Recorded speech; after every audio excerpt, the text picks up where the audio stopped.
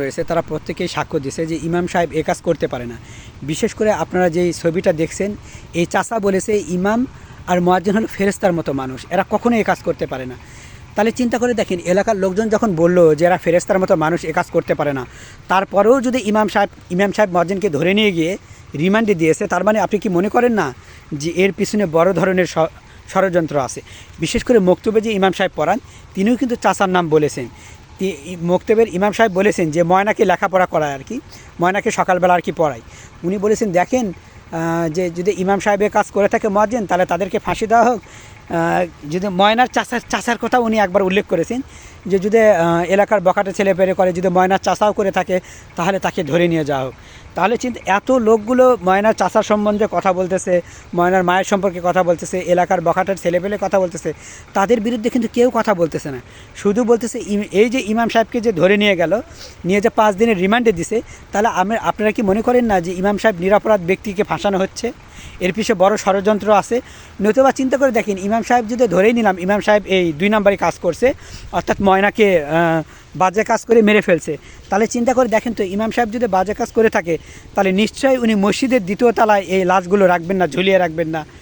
কারণ হলো উনি জানেন যে আমি যদি এই কাজ করি এবং মসজিদেই যদি লাশটা রেখে দিই, তাহলে আমাকে তো ধরেই নিয়ে যাবে, সেই সাথে আমার ফাঁসি হয়ে যাবে। মসজিদের 2য় তলায় লাশ পাওয়া যাওয়া মানে এর পিছনে বড় ধরনের ষড়যন্ত্র হচ্ছে। আপনারা বুঝতে চেষ্টা করুন। কারণ হলো ইমাম সাহেব যদি এই কাজ করে মসজিদের 2য় তলায় কেন রাখবে বলেন তো?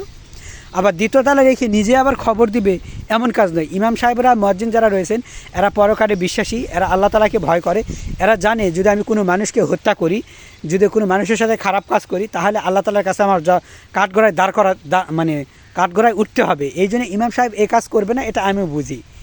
এবং যদি ইমাম সাহেবের কাজ করতো, তাহলে সে মসজিদের 2য় তলায় রাখতো না, সে অন্য জায়গায় রাখতো। এবং বিশেষ করে ইমাম সাহেব খবরও দিত না। কতটা মানুষ কতটা স্বচ্ছ হলে, এই ইমাম সাহেব কতটা স্বচ্ছ, কতটা ভালো হলে সে নিজেই গিয়ে খবর দিয়েছে।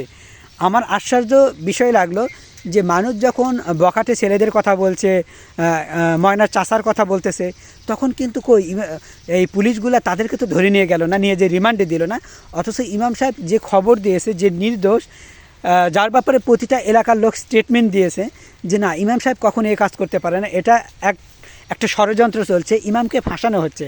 অথচ কোনো ব্যক্তি এই কথা বলতেছে না যে ইমাম সাহেবকে রিমান্ডে কেন নিয়েছে। ইমাম সাহেবকে যারা রিমান্ডে নিয়েছে তাদের আগে বিচার করা দরকার।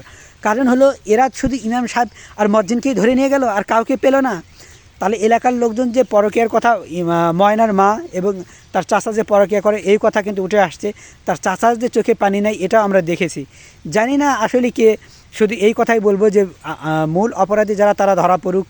আমার খারাপ লাগছে, ময়না আমার কেউ হয় না, তবুও আমার খারাপ লাগছে কেন যেন ময়নার এই ভিডিওটা দেখে আমি কান্না ধরে রাখতে পারিনি। কারণ হলো সে তো আমার বোন হতে পারতো, সে যে কেউ হোক, কলিজার টুকরো, একটা ছোট্ট, যার মধ্যে এখনও পাপ কি জিনিস ভালো মতো আসেনি। আর অবাক লাগলো, কিছু কিছু সাংবাদিক রয়েছে, তারা ময়নার সম্পর্কে আবার জিজ্ঞাসা করছে, কাদের? ওই পিচ্ছি ছেলে মেয়ে যারা মক্তবে পড়তে গেছে তাদেরকে প্রশ্ন করছে ময়না কেমন ছিল। আরে ভাই, সাংবাদিকা করো, এইটুকু বোঝো না যে ময়না একটা নিষ্পাপ মেয়ে, 9 বছর বয়স। তাহলে উনি কিভাবে, এই যে আপনারা কাকে প্রশ্ন করছেন ময়না সম্পর্কে? ছোট্ট মেয়ে যাদের 4-5 বছর বয়স হয়েছে, বা 6 বছর বা 7 বছর, তাদেরকে বলতেছি কি ময়না কেমন ছিল? ভাই, ও তো এখন কৈশোরে পা রাখছে, ও কেমন ছিল মানেটা কি? আপনারা কি বোঝাতে চাচ্ছেন বলেন?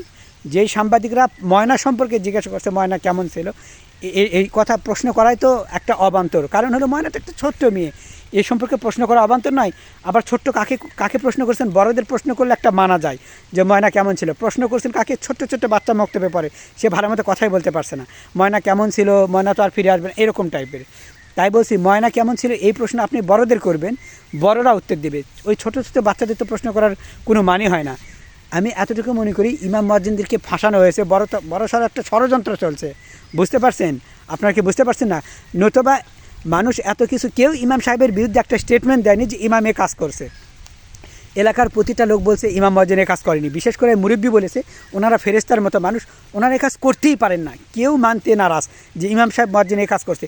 এলাকার প্রতিটা লোক যখন স্টেটমেন্ট দেয় যে ইমাম সাহেব এই কাজ করেনি, তাহলে তারপরেও কেমন করে ইমাম আর মুয়াজ্জিনকে ধরে নিয়ে গিয়ে রিমান্ডে নেয় প্রশাসন? চিন্তা করে দেখছেন যে আমাদের প্রশাসন আমাদের সাথে কত বড়, মানে এই যে স্টেটমেন্ট দেওয়ার পরেও প্রশাসন তাদেরকে ধরে নিয়ে গেছে, নিয়ে যাওয়ার 5 দিনের রিমান্ড নিছে। তাহলে আপনি কি মনে করেন না যে ইমাম সাহেব এবং মুয়াজ্জিনকে ফাঁসানোর জন্যই এই কাজ করা হয়েছে? বিশেষ করে আমাদের দেশে যাতে যুদ্ধ লাগে, গৃহযুদ্ধের দেখে যায়, আমাদের দেশে যাতে অশান্তি শুরু হয়, এই জন্য এই কাজগুলো কিন্তু তারা করছে।